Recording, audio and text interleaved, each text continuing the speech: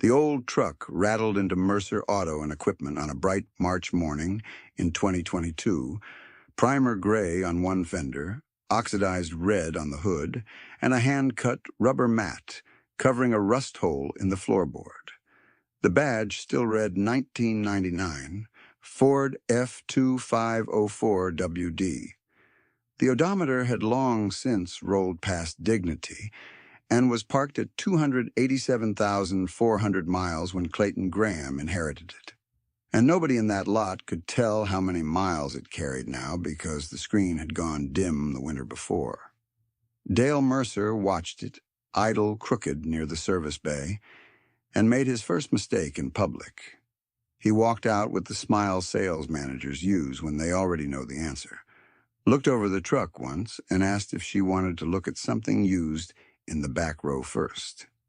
Clayton stood in mud-stained work jeans, hair pulled under a faded cap, and gave him a stock number from memory for a 1-ton gas truck with a flatbed package. Dale laughed softly, checked his tablet, and told her that truck plus bed and tax would be expensive, $78,400 out the door. He said the number like a warning and waited for the hesitation. She asked one question: whether the flatbed wiring harness was included in that $78,400. He nodded, still half smiling, then offered $1,200 for her trade-in and suggested she should let the old Ford go before it stranded her.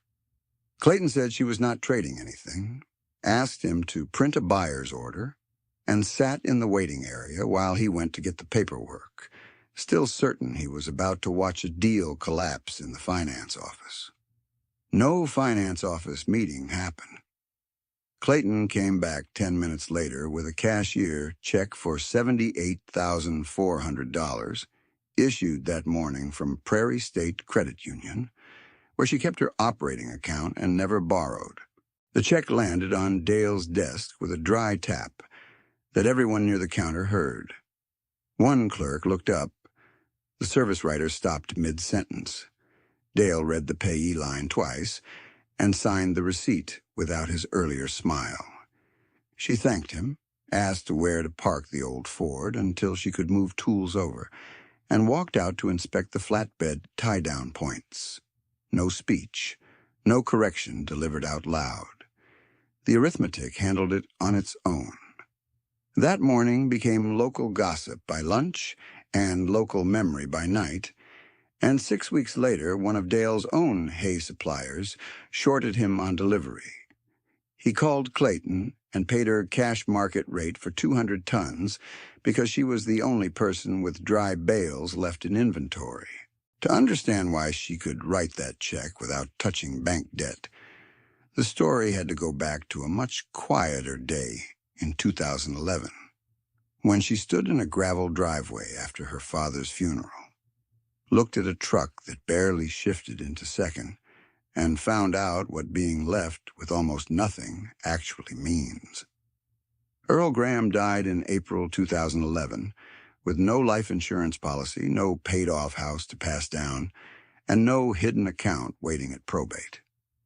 What he left his daughter was concrete and small: a 1999 Ford F2504WD with 287,400 miles and $312 in a coffee can inside the kitchen cabinet. People around town said he had left her nothing, and in conventional terms they were right. What he had spent 3 decades leaving her was a set of habits he never called a philosophy. Earl was the kind of mechanic who rebuilt his own alternator on a workbench instead of buying a remanufactured one at retail. And he had one rule he repeated whenever somebody asked why he never financed equipment: if weather can take your income for a year, debt can take your life for one missed payment. He never wrote that down as advice. He said it while turning wrenches and let it sit there. Clayton heard it from age 12 onward and stored it with no idea she would need it at 32. The immediate obstacle after his death was mechanical, and mechanical problems demand cash before they produce income. The truck needed transmission work and brakes. The estimate came to $1,860. Clayton had the inherited $312, plus $2,100 she had saved from part-time feed store work during the previous winter. She paid $1,860 in May 2011, kept the receipt in a folder marked operating, and started taking small fence repair jobs within the week. The first paid job was 15 broken cedar posts on a creek crossing for a neighbor who had expected her to decline because she was alone and newly bereaved. She finished by sunset, charged $490, and used $110 of it for diesel and staples before daybreak the next morning. Each small invoice solved one immediate hesitation, and each solved hesitation opened one more door. She could drive farther. She could buy wire in bulk. She could quote larger jobs without fear of floating material costs on credit. By the end of 2011, she had booked enough fence repair and odd mechanical work to gross $18,700 from May through December. After fuel, parts, insurance, and county fees, she cleared $8,900 in business profit. Add the inherited $312 and her personal $2,100 starting cushion, subtract the $1,860 repair bill, and her year-end cash stood at $9,452. That number mattered less for size than for what it resolved. She entered January without owing a single lender and with enough money to say no to bad jobs. January 2012 brought frozen gates, busted hydrants, and the first chance to turn side work into a system. Clayton added custom haying services because several smaller operators had sold equipment and still needed cutting and baling. She rented a mower conditioner by the day at first, then bought a used three-point rake at a county sale for $3,200 in cash when the rental math stopped working. That purchase lowered her seasonal cost per acre, enough to make her quotes competitive without undercutting herself. She tracked every invoice with pencil and ruled paper, date, acres, rate, diesel used, twine cost, and payment date. Summer heat in 2012 was dry enough to shorten second cutting in 2 counties, and the reduced volume scared people who were carrying notes. Clayton had no note. She still cleared $19,448 that year after expenses, and her cash balance rose from $9,452 to $28,900. The emotional shift that year was simple and deep. Fear moved from daily companion to occasional visitor, because each paid invoice now stacked on a base that did not leak interest every month. In 2013, she kept fence work, expanded custom haying routes, and added weekend trailer repair because ranchers trust the person who can weld a cracked hitch in the field. A wet spring delayed first cutting, which compressed work into a brutal 6-week window where sleep became short and meal breaks disappeared. She grossed enough volume to clear $20,700 after expenses, and by December her cash stood at $49,600. One morning that July, while loading bales in 98-degree heat, she overheard 2 men at a fuel pump discuss her business in the third person, as if she were not 20 feet away. One said she worked cheap because she had no ambition. The other said she would need a line of credit if she ever wanted to be real. Clayton paid for red diesel, drove out, and put both comments where she put every opinion that came with no ledger attached, nowhere near her decision process. The next decision came from arithmetic, not pride. She raised rates by $3 per acre on custom baling where travel exceeded 20 miles, and clients who valued reliability kept booking. The 2014 season tested stamina and systems. She added one part-time helper during peak baling weeks at $16 per hour, paid weekly in cash from a payroll envelope, and avoided the trap of adding permanent labor before a year-round workload could support it. A hailstorm in June shredded one neighbor's alfalfa stand and sent demand for custom haying into emergency mode across adjoining townships. Clayton took priority contracts only where payment terms were clear, half up front, for fields over 60 acres, and that policy prevented exactly the cash crunch that hit others in August. She cleared $22,700 in 2014, and reserve cash climbed to $72,300 by year-end. Every dollar had a job assigned: maintenance fund, emergency feed fund, lease opportunity fund, and tax set-aside. Money with a job gets protected. Unassigned money gets spent. The next loop opened in winter when a widowed landowner named Ruth Ann Pritchard started asking around town who actually showed up when they said they would. Clayton's name came up 3 times from 3 different people. Ruth Ann owned ground that had been neglected after her husband's illness, and she needed someone who would rotate cattle, repair perimeter fence, and keep creek banks from eroding into mud cuts. Her first call with Clayton in February 2015 lasted 14 minutes. She asked direct questions about stocking density and water movement. Clayton answered with numbers, not promises. Ruth Ann drove out unannounced in March to watch her on a fence line. She stayed in her truck for 10 minutes, then rolled down the window and asked for a written plan on 220 acres. Clayton built that plan over 2 evenings at her kitchen table. Paddock rotation every 7 to 10 days, depending on rainfall. Mineral stations moved each cycle to distribute pressure, hay reserve target at 1.3 winter feeding seasons, and no debt to finance improvements. Ruth Ann did not sign in 2015.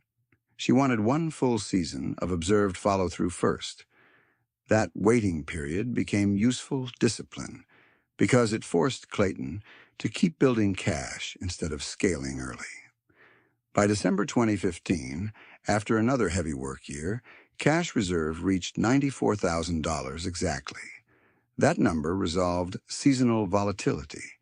She could now survive weak months, prepay critical inputs, and bid on opportunities without asking permission from a lender. Ruth Ann signed the lease in March 2016, 220 acres, at a cash rate of $58 per acre, annual rent of $12,760 paid in 2 installments, April and September. Clayton paid the first installment from reserve and spent early spring resetting interior fence to support rotational grazing. That 220 acres solved a scale limit she had reached in custom services. She now had controlled forage base for her own cattle margins rather than income tied only to service labor hours. She started with 60 bred cows purchased in 2 groups from retiring operators for $96,000 total, paid in cash over 60 days with written bills of sale. The purchase looked aggressive from outside. On her ledger, it remained conservative because she still held more than $40,000 in liquid reserve after lease payment, livestock purchase schedule, and spring operating costs. Ruth Ann watched 1 entire rotation cycle in June. Noticed water troughs moved on schedule, and gates latched clean each pass, then told a neighbor in church parking lot that the girl with the old truck kept better books than 3 men she had leased to before. That sentence traveled. The years from 2017 through 2019 built the operating spine of Clayton's business, and every major tool came from auctions, where urgency had dropped prices under normal dealer margins. In 2017, she bought a 2004 tractor with 5,800 hours for $26,500 and a round baler for $14,200, both cash purchases at a drought-pressured machinery sale 40 miles south. She paid $600 for hauling, replaced hoses, and one bearing for $840, and fielded both units in under 2 weeks. Those two purchases lowered her custom haying subcontract costs enough to keep an extra $17,000 in-house that year. With saved margin and cattle revenue, she took on an additional 180 acres lease late in 2017, bringing total operated acreage to 400 acres. The next obstacle arrived as fatigue.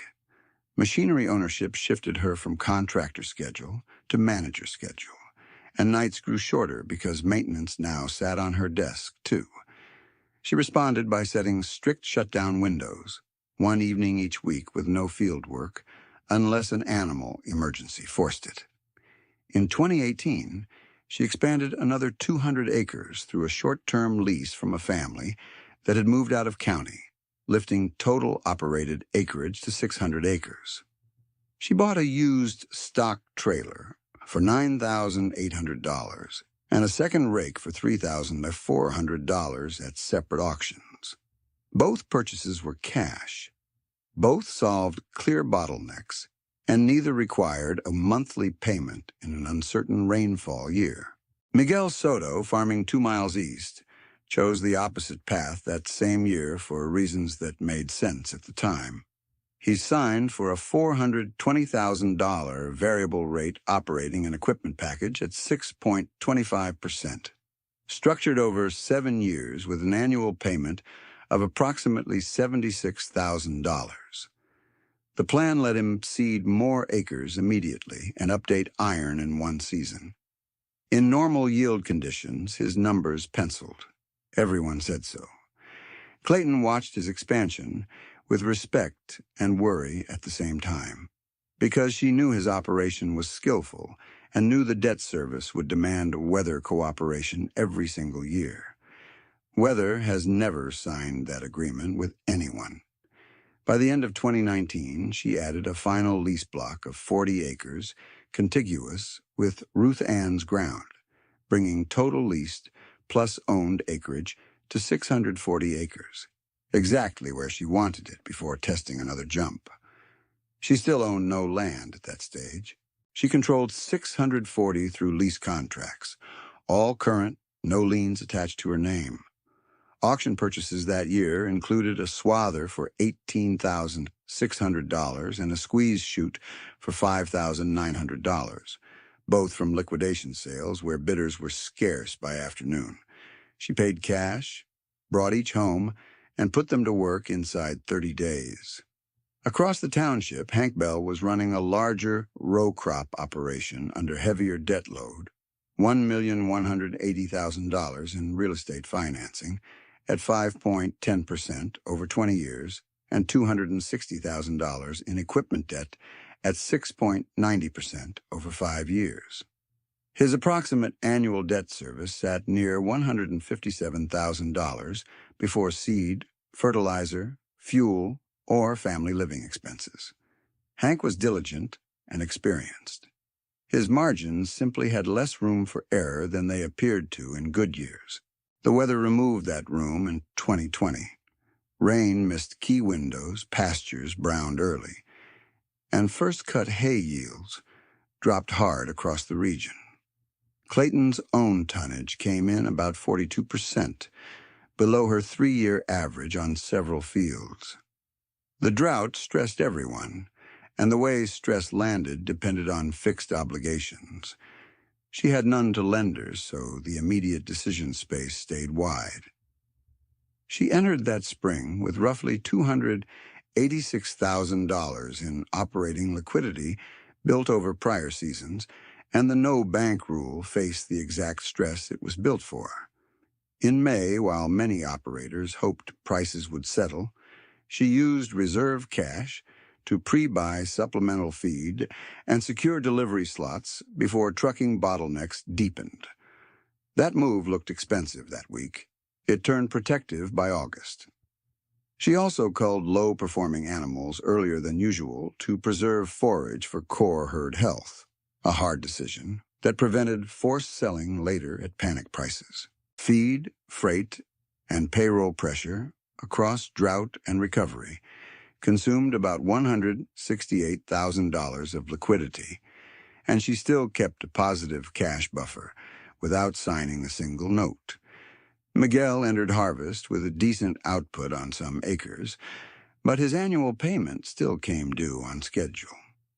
Revenue softness and rising input carryover pushed him into restructuring talks by winter. Hank held through 2020 by deferring machinery upgrades and extending payables with suppliers who trusted him. Yet the extension only moved pressure forward 1 year. The pressure arrived in 2021 as feed costs spiked. Purchased feed in their region ran roughly 68% above prior levels on several categories by late summer. For debt-free operators, the spike hurt margins. For leveraged operators with thin liquidity, the spike threatened continuity. Clayton moved through that year with grim discipline. No major equipment buying, no lifestyle spending, no gamble on rebound timing, only inventory management and contract reliability. She absorbed the spike with cash already on hand, while others around her converted shortfalls into new notes that would survive long after the drought broke. Miguel sold 2 newer implements to meet part of his payment schedule and still fell short. He entered liquidation on 1 parcel and equipment line in early 2022. Hank's lender initiated foreclosure proceedings after repeated workouts failed to restore coverage ratios. None of this happened because either man was careless. Both had worked hard. Both had made decisions that looked rational in expansion years. The structure collapsed when 2 bad years arrived back-to-back and debt service kept the same calendar regardless of weather. Clayton stayed liquid through both years, and liquidity created choices. She could buy feed early, hold hay for better pricing, pay labor on time, and wait for terms that made sense rather than accepting terms written in urgency. That same liquidity became the bridge to ownership because cash preserved in 2020 and 2021 became purchasing power in the distressed sales that followed. That context sat behind the dealership scene in 2022. Dale Mercer thought he was reading a person from a truck condition and work clothes, and he was reading a decade-old stereotype instead of a balance sheet. The cashier check for $78,400 corrected only 1 interaction. The larger correction happened outside the showroom, where landowners heard the story and revised their assumptions about who could honor long-term agreements in unstable years. Within 2 months, Clayton received 3 lease inquiries she would not have seen otherwise. She accepted 1 and declined 2. The accepted one added 260 acres under a fair multi-year structure with fence cost sharing, chosen because soil and water access fit her grazing system. The declined offers carried vague terms and emotional urgency from owners still in shock after family financial losses. She refused to inherit confusion. Dale's own arc bent in a direction he likely did not expect. His supplier's shortfall forced him to call Clayton for hay, and he paid cash market rate for 200 tons. Their conversations afterward stayed practical. She delivered on schedule. He paid on time. Public humiliation matured into ordinary business. The distressed land market in 2023 opened the next gate. Auction prices were lower because timing was forced and local demand was thin, not because anyone had hidden access. Several of those court calendar listings came from the same collapse cycle that had already taken neighboring operations apart, and Clayton stepped in where others could no longer bid. She bought her first owned tract that year, 260 acres at $2,050 per acre, total $533,000, paid with cashier checks from operating cash and retained earnings. Owning that first tract resolved her biggest strategic insecurity. Lease agreements can end. Ownership persists when terms elsewhere shift. She kept Ruth Ann's original 220-acre lease and continued rotational improvements exactly as promised. Ruth Ann, now moving toward retirement from active land oversight, extended Clayton on favorable terms because every prior commitment had been met in full and on date.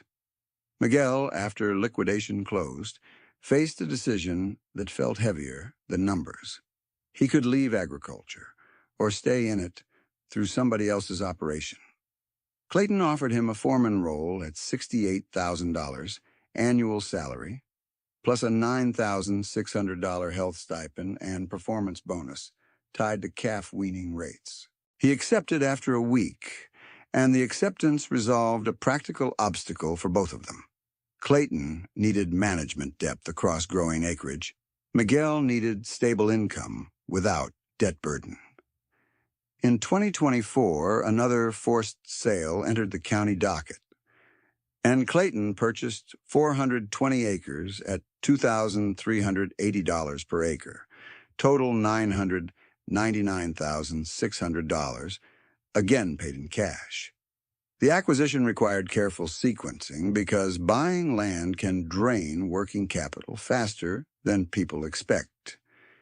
She preserved liquidity by spacing payment and infrastructure spending, first closing cost and title, then phased fence and water upgrades over 2 quarters using operating profits.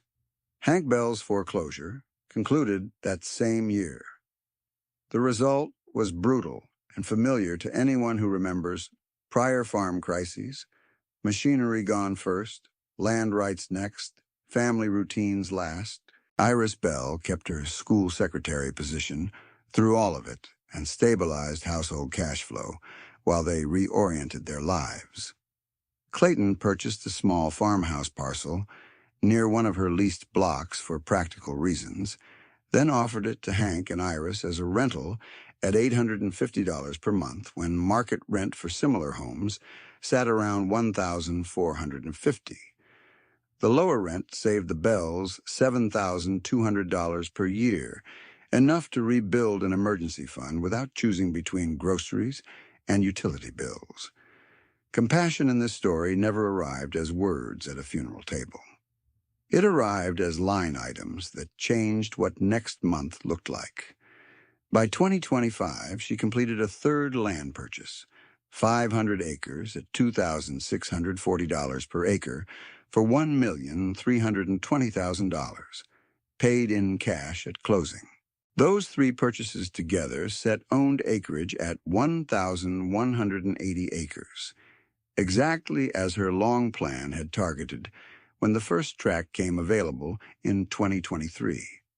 She continued operating additional leased acreage from long-term partners, including Ruth Ann's 220 acres and other agreements built over the previous 3 years, bringing total operated acres to 2,460 in 2025. The operation now spanned multiple counties across cattle, hay, and custom services, with no bank debt, no equipment liens, and no real estate mortgage. People in town started calling it an empire, and the word stuck because the scale was visible. The deeper truth sat in the ledger. The visible scale came from years of choosing durability over display and liquidity over applause. Her 2025 balance sheet made the reversal undeniable. Land holdings were valued around $4,071,000 using conservative local comps. Livestock inventory stood near $410,000.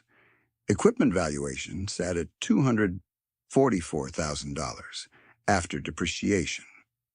Hay and feed inventory added about $85,000.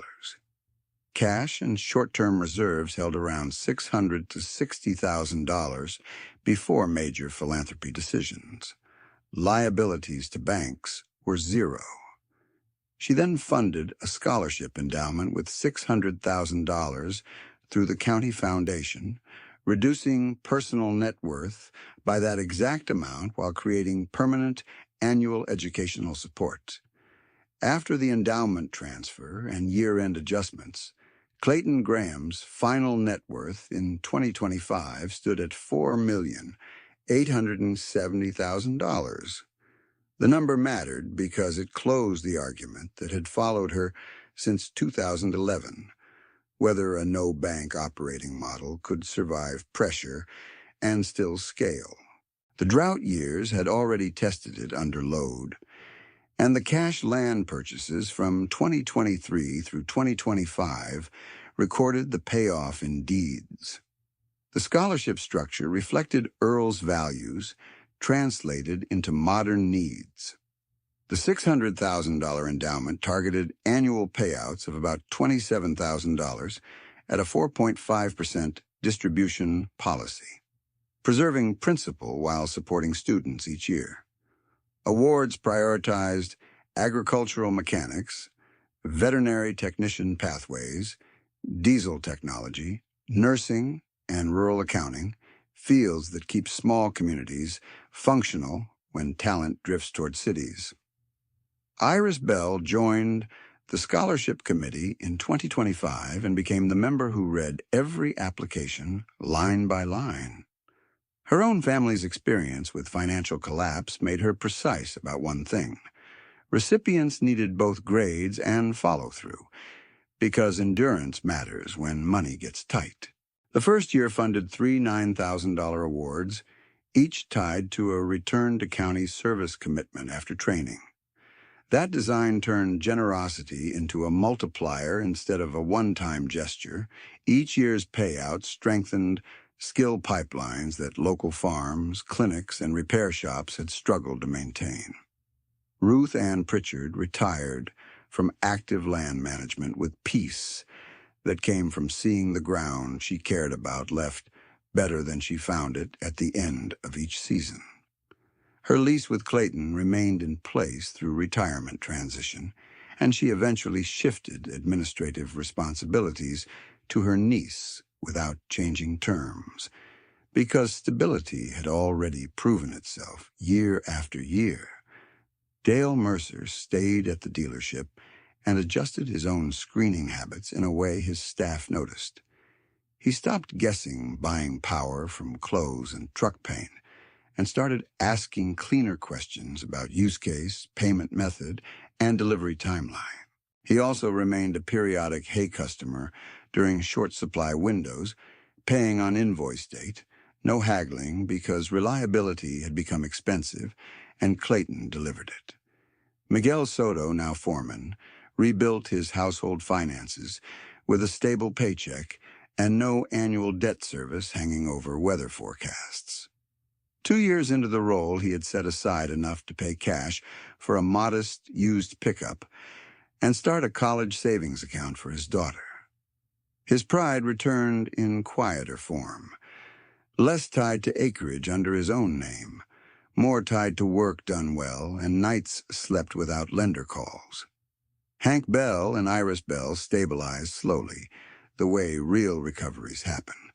The below-market rent gave them margin to cover medical bills and rebuild credit through utilities and small installment accounts paid on time.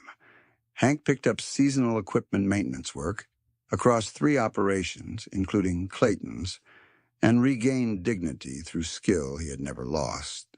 Iris became the practical center of the scholarship committee, and by late 2025, she was mentoring younger applicants through essay drafts and FAFSA forms at the school library after hours. Their outcomes stayed sympathetic because the story never required villains among the people who failed under leverage pressure. Their strategy was common, sometimes rewarded, and fragile in consecutive crisis years. Clayton's different strategy looked slow in easy seasons and resilient in hard ones. Reality chose between them without courtroom language. The old Ford, the one everyone wanted her to trade in, remained on the property as a service truck even after the 2022 purchase. The frame was patched. The seat foam showed through one seam.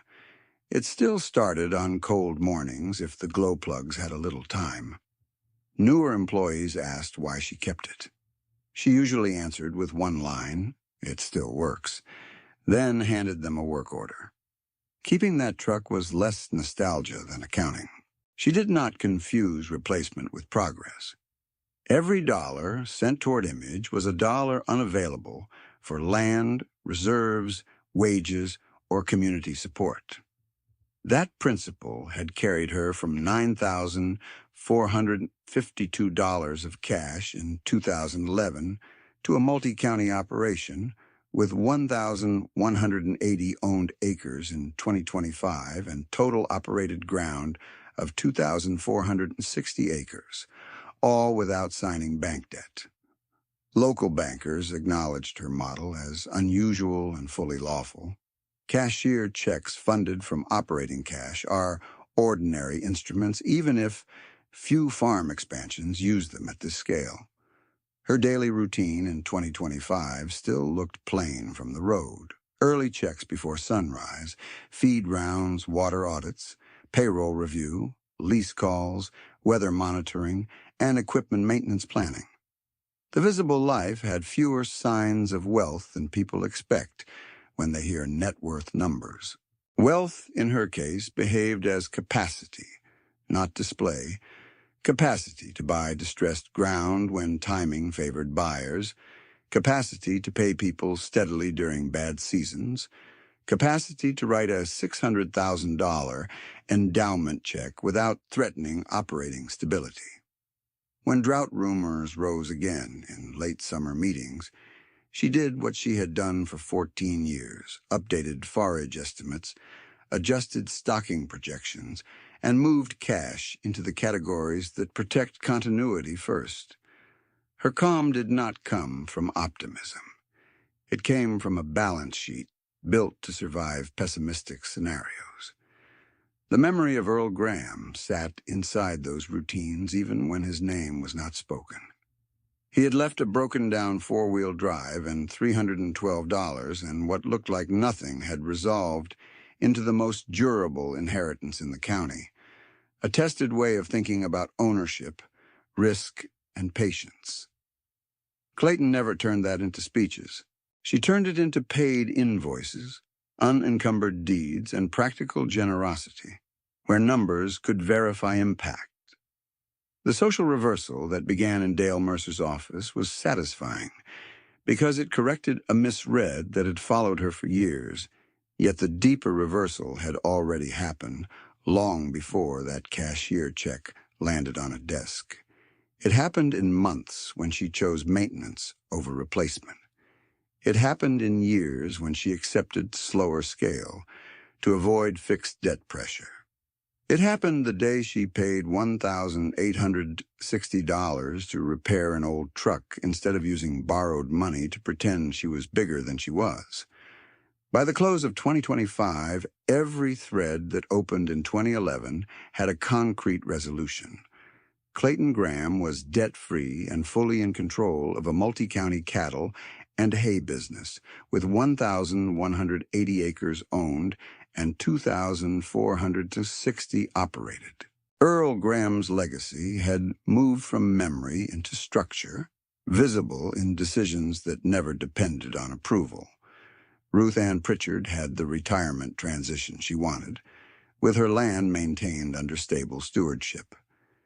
Dale Mercer learned firsthand that appearances can misprice a customer, and later became a repeat hay buyer. Miguel Soto lost his leveraged operation, then rebuilt his life as a well-paid foreman with steady footing.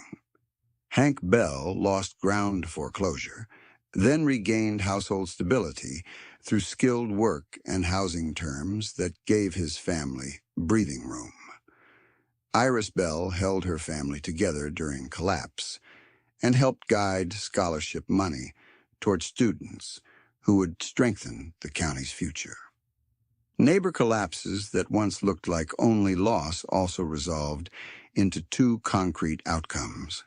Acreage moved into a debt-free operator with liquidity to keep it productive, and displaced skills stayed local through wages that arrived on time. The final verdict stayed the same in every room where people argued about the right way to farm.